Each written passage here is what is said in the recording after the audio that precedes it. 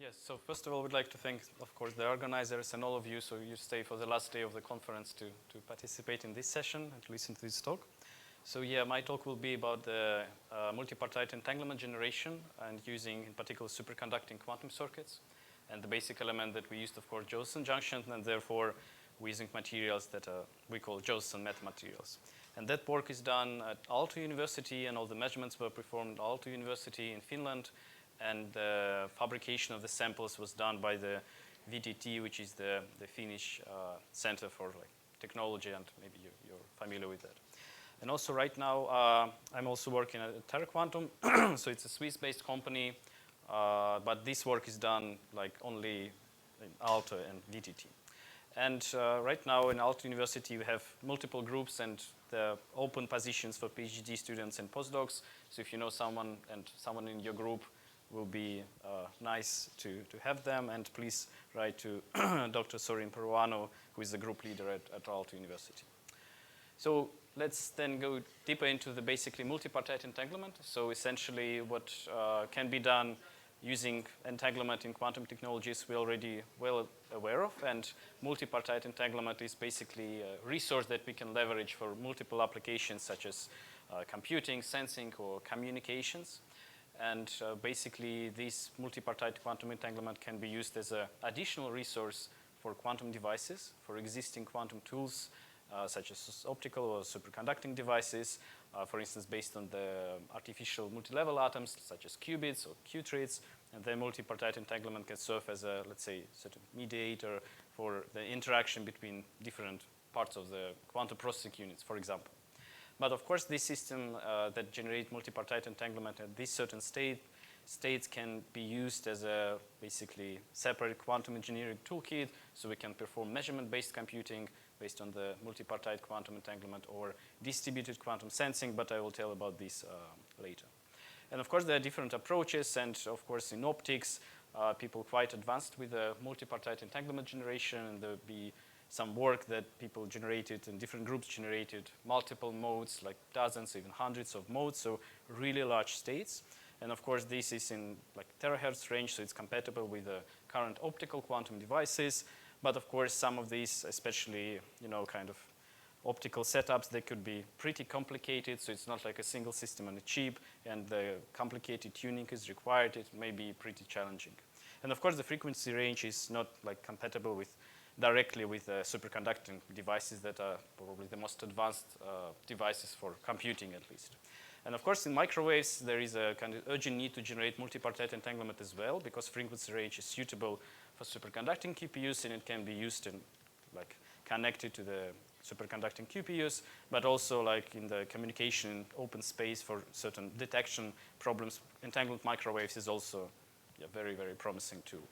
And of course, with microwaves, since your system is basically system on a chip, then simple tuning may be required only, and then of course, it is a nice platform.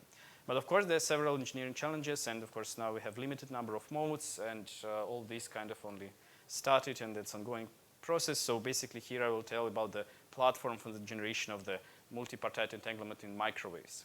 And why we're interested in microwaves. So of course, there is multiple applications, as I mentioned, such as networking.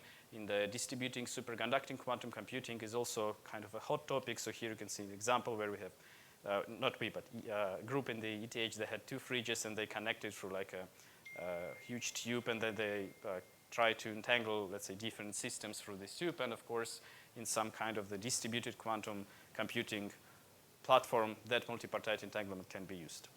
And of course, it can be used also in the distributed quantum sensing, where we have different microwave probes, and we basically have a certain, let's say, signal-to-noise ratio that can be potentially improved once these microwaves are entangled and not just separable states. And of course, plenty of quantum optics phenomena can be studied using these microwaves, so it's a really, really nice platforms and applications. So basically, the system that we mostly use for kind of the entanglement generation study, it's called Josephson parametric systems, or Josephson parametric amplifiers. And we've been working with them for several years now, and the different theoretical work published in Aalto, and now experimental works as well. So basically, the Josephson parametric amplifier is very, very simple circuit. So you just basically a squid loop shunted by the capacitor, let's say. So it's basically an oscillator, but we're trying, of course, to focus on nonlinear oscillator. So it's a nonlinear medium that we can interact with. And this device is often used as an amplifier. So basically, what is happening is that we have an input signal that goes into this kind of oscillator, then it reflects back, and the reflected signal is like with different properties. And if we want to utilize this device as an amplifier, so basically we have a certain, let's say, additional line that we use as a pump for our signal. And the idea here is to transfer energy from the pump that we guide through, let's say, flux to squid. It's one example how it can be transferred to flux parametric signal, flux signal to the squid loop. And then we transfer the energy to the signal that reflects back, and that's amplified. So if we adopt and tune the frequency, we can get a parametric amplification, just as regular mechanical parametric amplifier. And of course, these devices, they're relatively simple, and you can play with different, basically, quality factors of these oscillators. And then the question, how do you want to couple that oscillator with your kind of environment? And for instance, if you just couple it directly, so you'll have a low quality factor, but it is actually pretty good for the broadband gain, and we demonstrate that you can fabricate very, very simple circuit and get pretty broadband gain that can be used for readout of QPUs, for example. However, if we want to kind of generate quantum states, we would like to have high quality factor, so to generate high quality entanglement, and therefore the device that we considered is basically we added certain capacitor, coupling capacitor, and then we can consider just a waveguide that is shunted by the squid loop. And of course, the amplification is kind of nice, and it was studied like for the last decade, so it's pretty clear. But actually, this system can be used in the same manner as nonlinear crystals are used in quantum optics. So in nonlinear crystals, if you do not send any signal in your system and you send just a single pump, so basically what you do, you up-convert your vacuum states, and you generate additional, or not additional, but you generate pair of photons. And you generate signal in idler photon, and you can prove that these photons can be entangled.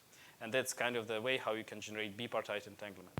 If you now apply multiple pumps, so you actually generate multiple photons, and all of them share basically the same entanglement, so they were born into kind of existence at the same time for the same media, nonlinear media, and therefore there is a certain entanglement. And of course, the properties of this entanglement, the structure of this entanglement is fully defined by the pump configuration. So the frequencies, the amplitudes, and their phase shifts. So you can describe it pretty well theoretically by writing down all the kind of necessary equations of motions, considering Hamiltonians. For bipartite, it's pretty simple. For multipartite, it's tricky to solve it analytical, so we basically solve it numerically, but in this work we also provide a simulation based on kind of numerical analysis of these quantum Langevin equations. But basically, what is multipartite entanglement in that case? So here, essentially what we do is that we consider a single resonance of the Josephson parametric amplifier, and then within this resonance we send multiple pump signals. And I want to emphasize here that we actually utilize pretty high frequencies for the pump. So here we consider in particular free wave mixing. So it means that we generate corresponding states at the frequency which is half of the pump of the frequency. So if we apply a single pump tone in our kind of JPA resonance, then we can generate pair of, that's a signal and idler mode, and then these modes would be entangled. If we now apply multiple pumps, then we can generate multiple modes, and these modes are somehow artificially defined in here. So basically we just specify the width of the mode and then kind of the shift in the frequency space, and then basically we can generate certain multipartite entanglement within our JPA resonance. And here you can see basically the circuit, so it's very, very simple. We just have certain path, then we have a resonator shunted by the squid loop. We guide our pump in here, so we apply multiple pump tones, and as an input we have just vacuum state, nothing goes into this system, but on the output we basically measure corresponding microwaves and then perform the corresponding analysis. So that's more kind of extensive description how this experiment is performed. So maybe I will not go into much details, but once again here we have a chip, we guide our pump to the sample, and then we guide out of the fridge, so it will not interact with anything. Then we basically capture the whole kind of microwave range that we're interested in, and usually we operate from 4 to 8 gigahertz frequency, so like usual frequency for superconducting devices, superconducting qubits. Then we perform measurement using a chain of amplifiers, and then we analyze corresponding quadratures. So here the goal is, of course, to analyze the quantum state.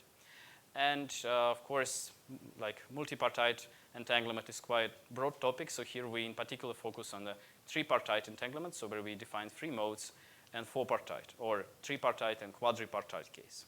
And in tripartite case, we applied 2 pump tones, and then we specified 3 kind of spectral modes that will be analyzed on the entanglement.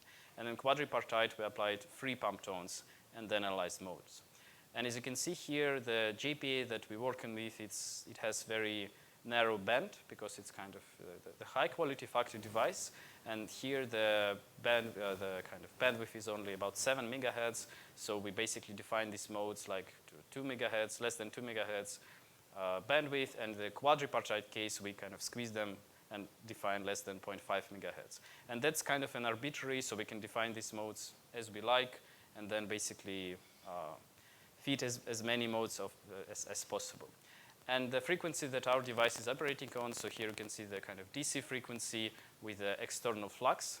So we can change the base frequency of our device by using external flux. And then once the point is fixed, we can basically trigger these parametric processes by the frequency, which is basically doubled as the operating frequency. So we work on frequencies about 6 gigahertz, and then generate tripartite and quadripartite states. And regarding the analysis, so essentially these states, it was shown multiple times, and we also verified this, that these states are Gaussian. So it means that we do not actually need to measure the whole density matrix and to characterize these states rigorously in that way, but we can just deal with the covariance matrix because we're really interested only kind of in the pair correlations. And basically what we do here is that we perform a certain necessary calibration that is needed here. Then we define corresponding quadratures. And once we define basically the quadratures, we can compute the variances and covariances and create the correlation matrix. And that correlation matrix is fully enough to characterize the quantum state. And the way how we do this, how we basically construct this matrix is the following. So we measure the whole signal that goes out of the device. So at certain band, and of course it's defined by, let's say, the sampling rate or something like our measurement setup. And then we basically measure I and Q quadratures, and of course we capture that signal in time. Then we combine them as a single complex signal. And then we perform the Fourier transform, and now we are in the frequency domain. And in the frequency domain, we can artificially specify corresponding modes that we're going to look into.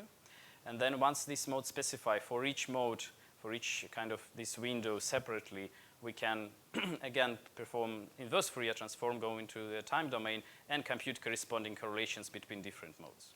And by doing this for I and Q quadratures separately, we construct this covariance matrix, and then we can perform the analysis. And if in the bipartite case where we have 2 modes, it's very simple, so it's either entanglement or not. In multipartite entanglement case, it's not as simple anymore. So there is a multiple structures out there.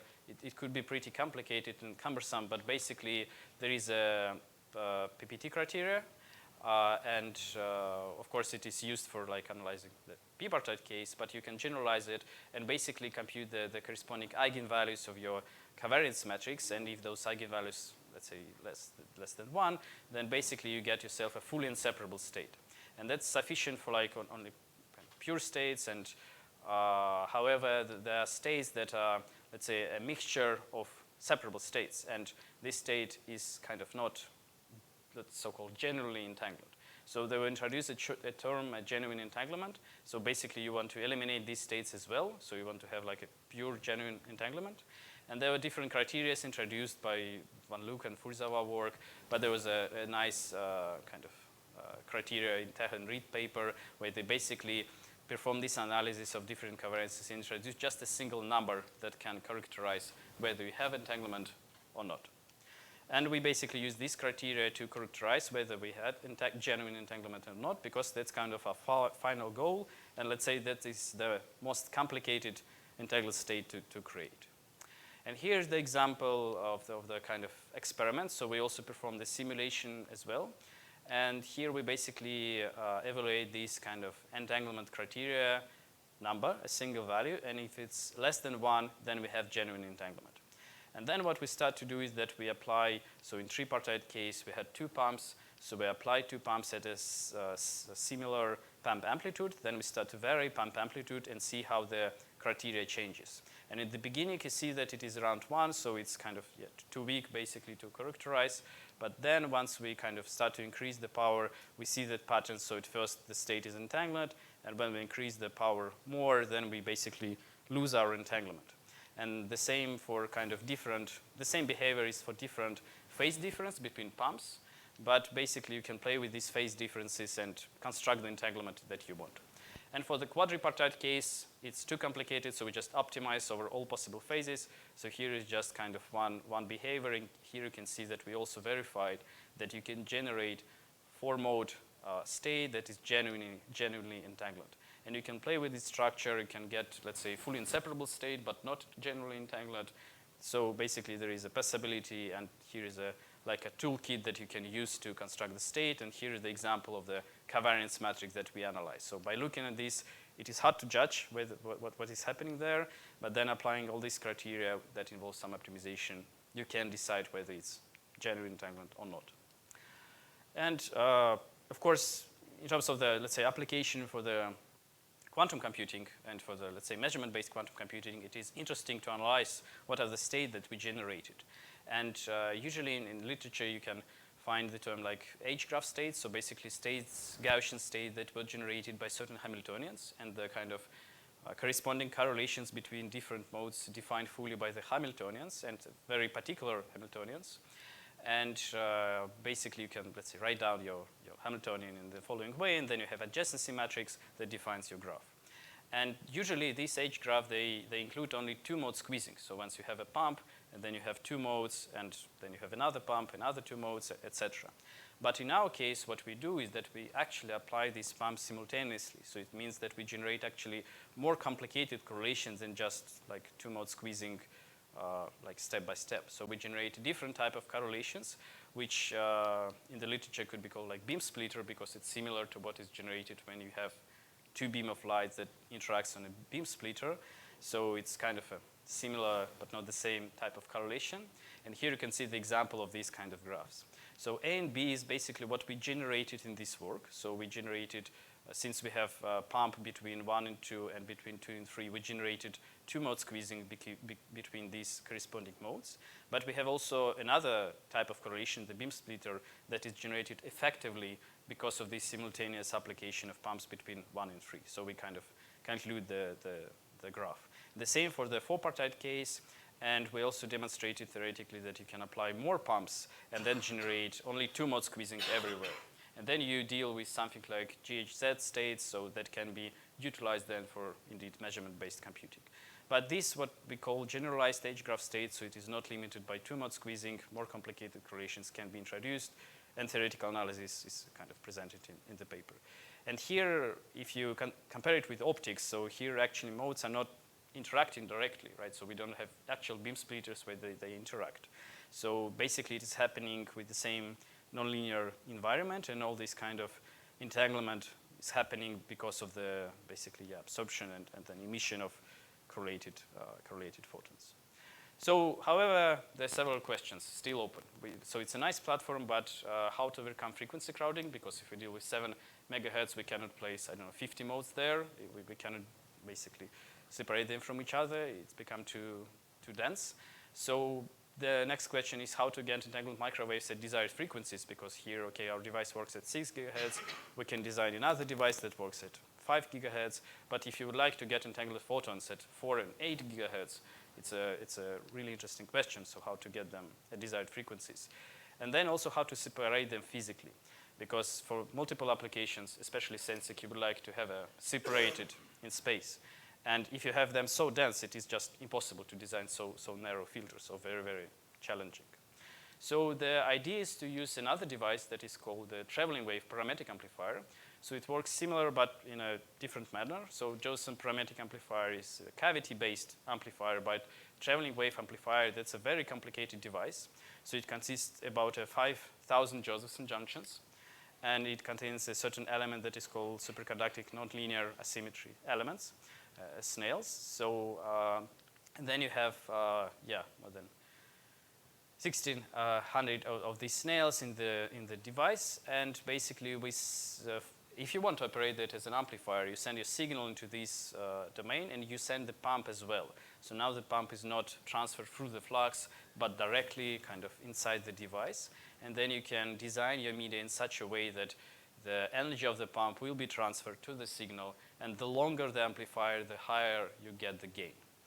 And we designed, or not we, but actually VTT designed the device that is based on a free wave mixing again. So here you send the pump that is kind of the frequency is twice as the signal frequency. And then again, you can have the same effect as you observed in Josephson parametric amplifiers. You applied your pump, and on the half of the pump you have signal and idler, and they could be entangled.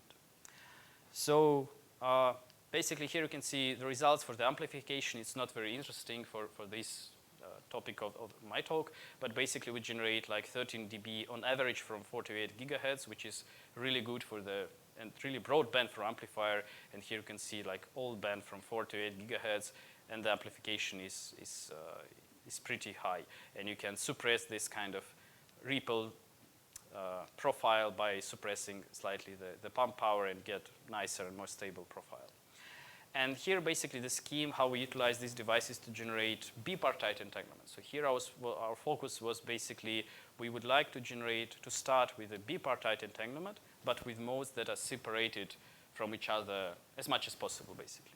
And here we have our device, so we send only the pump signal inside our device. Then we cut out this 2 omega, which is the pump signal, measure this omega, and then basically, since now we're operating with really broadband signals, we need to kind of cut out these frequency modes, not artificially in the code, but physically. So basically we captured the whole signal before, but now we captured only responding modes. And then we also construct the covariance matrix. Here's a slightly different construction because now this device is not like it's a distributed device, so it's pretty long, so we need to take into account also internal losses that we calibrated in advance. And then these internal losses, knowing them, we can calibrate the covariance matrix. And here you can see basically the results on this kind of the performance of the device. So here is the bipartite entanglement generation, and we analyze like usual symplectic eigenvalues, and the logarithmic negativity was just again a single number that tells you if it's larger than 0, then your state is entangled. If not, then you don't have any entanglement. And with the low pump powers, no entanglement is observed. Then we see the entanglement, and then it drops down because we introduce more nonlinearities, and basically it's what usually observed with these devices. At high pump powers, you just lose your behavior. And we also repeat this experiment for 2 gigahertz separation, which is very impressive separation between modes, and you basically see the same behavior of the logarithmic negativity, so it's still present. We also observed 2-mode squeezing, and the 2-mode squeezing was better than 3 dB, but around that time. And here also we basically tried to separate our modes as much as possible. And here what we observed is that we basically found the best point, which is 4.8 gigahertz center, and then you try to basically separate your modes around this frequency. But of course, you limit it by basically your experimental setup, because our setup is from 4 to 8 gigahertz, and we're limited by this kind of lower band because the lower mode is at 4 gigahertz. So we shifted to 6 gigahertz. It's slightly worse, but still you can see that we can separate our modes at 4 gigahertz, which is huge, and they're still entangled because the logarithmic negativity is still like 0.3, so it's not 0. And actually that was done in 2021. So, and then several works appeared. So one work, for instance, the beautiful work from Nicolas Roch group, who is the next speaker. And they also observed the 400 megahertz separation between 2 modes in a also traveling wave parametric system. And the experiment was a slightly different configuration done in the MIT group and Will Oliver group, when they also observed about 2 gigahertz separation, which is also huge. So this device, I verified it to basically utilized as an entanglement generator. So basically here our goal was to create a cryogenic microwave entanglement generator. So what we did is that we demonstrated the generation of the entanglement, the structure of this entanglement between these multiple modes with these multiple pop schemes by tuning its corresponding parameters. And we also demonstrated that it's possible to separate these frequency-entangled modes over substantial, like 4 gigahertz frequency, maybe even more, because we were limited by our measurement setup. And then you can basically fill all this band with your modes and then operate them. So the next goal, of course, is to increase the number of modes to perform physical separation, so that can be used for detection and sensing. And theoretical exploration is required to analyze the structure of the entanglement to understand what can be used for computing distributed sensing and, let's say, the communication between different modes. So all these results are outlined in these publications. Here is some pretty old ones, this theoretical publication. This publication appeared, I think, 2 days ago, so just recently, and this one appeared in like a few weeks ago. So all these are pretty recent results. Yeah, I think my time is over, so, oops. Yeah, so thank you for your attention. We are open for questions. Are there any questions from here and from online, maybe? Yes, please. Yeah. First time with fully inseparable and genuine. Yeah. And what is the parameter which characterize this moment? Yeah, so basically here what we would like to do is that, let's consider, for instance, three-partite case. So we have party 1, party 2, and party 3. And then we would like to basically analyze correlations between them. So the idea is that, like, of the genuine entanglement is that you cannot write down your state as any mixture or combination of separable states. So genuine entanglement is that when you cannot do this. And genuine entanglement is like the only, I would say, real entangled state, so to verify. But if you try to generalize the bipartite entanglement criteria, then you get basically fully inseparable states, which might be not, let's say, sufficient for certain applications, but basically the application is still to be explored. And I think in this paper, they explain quite nicely, like, what's the difference between genuine and fully inseparable and how it works in, like, on theoretical level. Thank you. And maybe second small question related with schema in which you include two similar Josephson junction and alpha. This one similar to qubit schema, but in your schema, yeah. What alpha? What is about? Yes. Yes. This one. Yeah, that's a very good question. Yeah, thank you. So actually, this scheme is very, very similar to flux qubit, right, where we have two wells and then we can operate within two wells. But of course, the form of the potential, it depends on the alpha itself, right, of the junction size. So actually, in our device, we're trying to work with a single well. So it's not two-well potential, but single well potential. Yes, yes. So it's not a qubit. So I mean, all our devices then have ground state all the time, and then we basically can utilize this device to play with nonlinearities in our traveling wave parametric amplifier, because that's DC additional signal. So unfortunately, I didn't have time to explain this, but this DC additional signal is used to tune nonlinearities. And by tuning these nonlinearities, we can get rid of the Kerr nonlinearities, which is the high order of nonlinearity, and then that elimination of this nonlinearity helps us to generate kind of the high quality entangled states. And that's quite important because, for instance, if you change the nonlinearity, you will lose all the entanglement. So that's quite delicate system. Thank you. Thank you. Are there any questions? Actually, I want to ask you two questions. One of them is, you are using pump word, and it's like, actually, in my opinion, it is pulse. Are there any difference between them? So actually, we're operating our devices in continuous mode. So we're basically sending pump signal, and it's like constant generation. So we do not like send pulses in our devices. You're not taking out, I think. So what we do is that,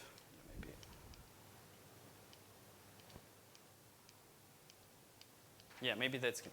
So basically what we do is that we have a certain, let's say, I don't know, RF generator, and then we basically guide this RF in our device, and it's constantly on. So that generation is kind of continuous generation. So we can capture then the output and verify that these continuously generated states are entangled. Okay. Actually, I'm wondering about the radio frequency range. Yeah. Are there any additives of microwave entanglement on the range, actually? So, I mean, the range that we work in usually it's from, let's say, 4 to 8 gigahertz. No, area range. As the area range, Yeah. yes. So with the JPA, that's kind of the lumped element device. So it's much smaller than the wavelength. But in traveling wave parametric amplifier, yeah, it's more complicated. So yeah, our traveling wave parametric Are there amplifier. any additives of, microwave entanglement on the range? Do you think it is strange, maybe? Yeah. Yeah, so in Josephson parametric amplifier, I think, since it's much smaller than the wavelength, then basically our entanglement is kind of generated at a, let's say, single point, right? So we basically. But with the traveling wave parametric amplifier, it's really good question. So actually it's a distributed system, and of course these kind of microwaves or these upconverted photons, we do not know exactly where they were born, right? So we basically needed to consider the distributed nature of kind of gain and losses in our TWPA, so we also perform some theoretical analysis on this. But basically you can take into account the losses of your TWPA and let's say take the worst case scenario consideration to verify that the entanglement was indeed created. But where exactly it was generated, yeah, we unfortunately don't know. Yes, it's a good question. Yes, please.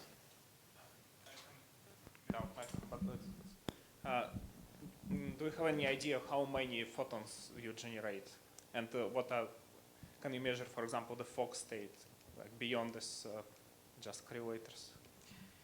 Yeah, so regarding the rate that we generated entanglement, so of course we need to kind of calibrate everything with respect to the kind of the device, right? So we actually do not generate entanglement at the room temperature, so it's all on the cryogenic setup.